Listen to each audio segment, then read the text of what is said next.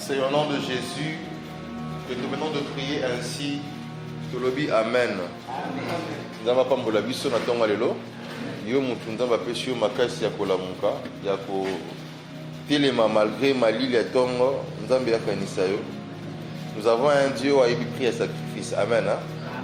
Dieu était capable, na simple parole que le baké mokili ale na débarrasser na lisumu ale batu beaucoup mbala moko ba ange. Mais il a payé un prix. Donc nous prions un Dieu, un Dieu qui connaît les prix du sacrifice. Quand on a matinal, laisse-moi te dire que vina yo pe nzamba lukango ici que zwami pa opambola yo. Alors ce matin, par la grâce de Dieu, nous allons écouter ce que le Seigneur a prévu pour nous ce matin. On a même eu un thème qui est assez particulier. On est en train de parler, si je ne me trompe pas, sur l'obéissance qui paye toujours. Mais le sous-thème que je t'apporte ce matin, c'est une relation de confiance. Une relation de confiance. Alors j'ai essayé de faire un peu de recherche pour pouvoir amener une définition sur ce que c'est une relation de confiance. Alors une relation de confiance, c'est une relation dans laquelle règne un sentiment de sécurité, un sentiment d'assurance vis-à-vis de quelqu'un ou de quelque chose. Nabandeli.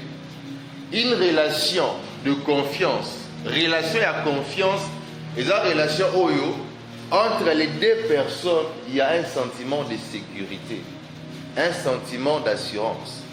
Par exemple, ce qui relation le pasteur Harris, il y a une relation de confiance avec facilité makamunanga naroye bisai. Avec facilité quand j'ai des problèmes, mutuali bosso image na yito komone ko na esprit nanga le pasteur Harris. Pourquoi? C'est une relation de sécurité, une relation d'assurance, une relation de confiance.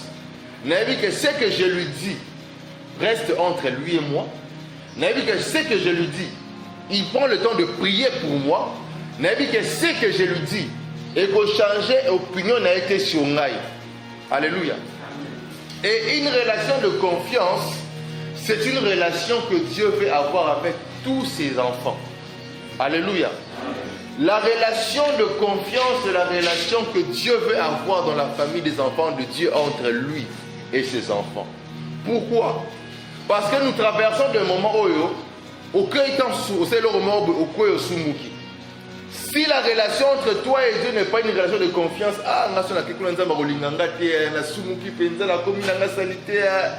tu restes dans une position de pécheur et le diable profite de la position à Bétio. Mais un chrétien qui a une relation de confiance avec Dieu, habite na koi, mais il n'a pas nangai. Attention qui n'a soumis na bilamba, moboti, atika moi na été.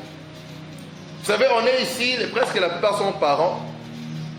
Le jour où je suis devenu papa pour la première fois, ce jour-là, j'ai appris à comprendre Dieu différemment. Vous savez, comme maman n'a boyé, hôtel créature à mon lobby, tout le monde créature a zoé batté, qui n'est pas capable à cause de lui, s'il faut la bombe. Au même temps, mais à cause de lui, ce qui montre à ça n'importe quoi, tu es capable de tuer pour un enfant, ton enfant. Tu es capable de marcher pieds nus pour que moi, je ne sois. Tu es capable de manquer les habits pour que moi, je ne des classes. Et souvent, on me disait, si toi, tu aimes ton enfant comme ça, et si toi, tu n'es qu'un homme, à combien de fortes raisons, moi, j'aime mes enfants. Alléluia. Donc, la relation que Dieu veut bâtir avec nous est une relation de confiance. Pourquoi? Si j'ai confiance en Dieu, je peux facilement obéir à Dieu. Or, mon obéissance à la parole de Dieu produit un résultat. Alléluia. On va lire ensemble le texte de Ruth chapitre 3. On va partir à verset 1er, à verset 5. Ensuite, à Ésaïe chapitre 30, le verset 21. Ruth chapitre 3, verset 1er, à verset 5. Naomi, sa belle-mère, lui dit: ma fille, je voudrais assurer ton repos, afin que tu fusses heureuse. Et maintenant, Boaz, avec le servant duquel tu as été, n'est-il pas notre parent? Voici, il doit vanner cette nuit les orges qui sont dans son air. Lave-toi et oins-toi, puis remets tes habits et descends à l'air. Tu ne te feras pas connaître à lui jusqu'à ce qu'il ait achevé de manger et de boire. Et quand il ira se coucher, observe le lieu où il se couche. Ensuite va, découvre ses pieds et couche-toi. Elle répondit, je ferai tout ce que tu as dit. Ce texte, quand tu lis ça, il y a une belle-mère qui est en train de dire à sa belle-fille, maintenant je vais assurer ton repos. Maintenant je vais faire des moments pour que toi tu sois heureuse. Maintenant, pas demain, maintenant. Mais si tu veux entrer dans le repos que moi, non, je suis en train de voir devant toi Ritz. Ritz, moi je suis mukolo, ce qui a été moi dans ma péka, moi je suis dans musika te koleka mukolo azanasi. Ritz, ma belle-mère Naomi, ne me mettez pas l'isola Boaz, namoni une bénédiction, namoni une gloire, namoni un salut, namoni l'ipamboli. Mais j'ai l'intention de mais avant de couper ça une instruction de parole. Et donc dans le verset 5, Rita Zoloba, je ferai tout ce que tu as dit. Pourquoi? Parce qu'entre Rita et Naomi, c'est une relation de confiance. Rita va dire à Naomi, ok, Naomi, tu ne peux pas m'envoyer quelque part. Et si il n'a pas si école, donc je te fais confiance. Vous savez, Dieu connaît le chemin qui conduit le pasteur Harris jusque dans sa bénédiction. Dieu connaît le chemin qui conduit notre maman jusque dans sa bénédiction. Bible dit que Dieu nous place sur nos lieux élevés. Dieu connaît les relations aux autres qui a connecté à mon frère Junior. Sa vie change à jamais.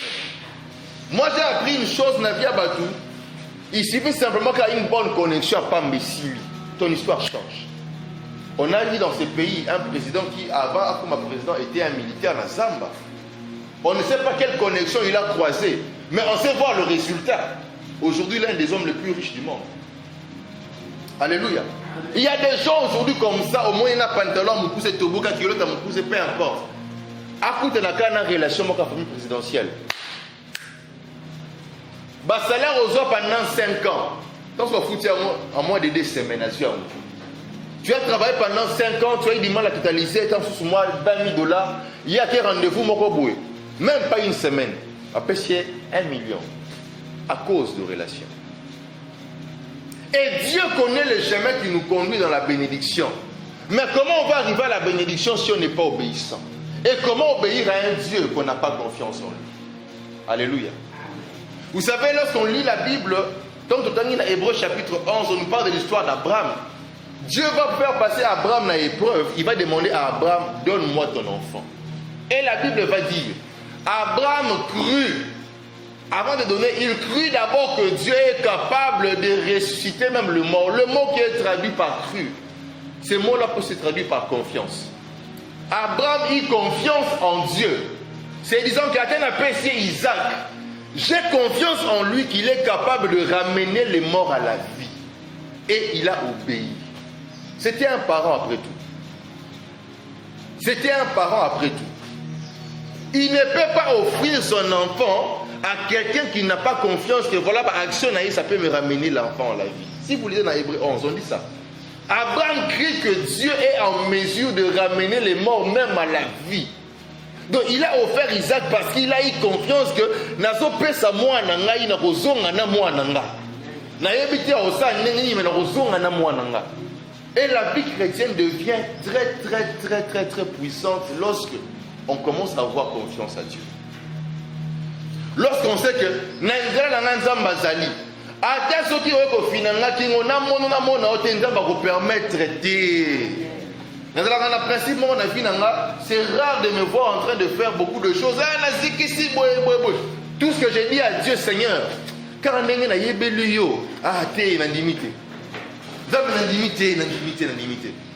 oh, j'ai dit dans mon cœur,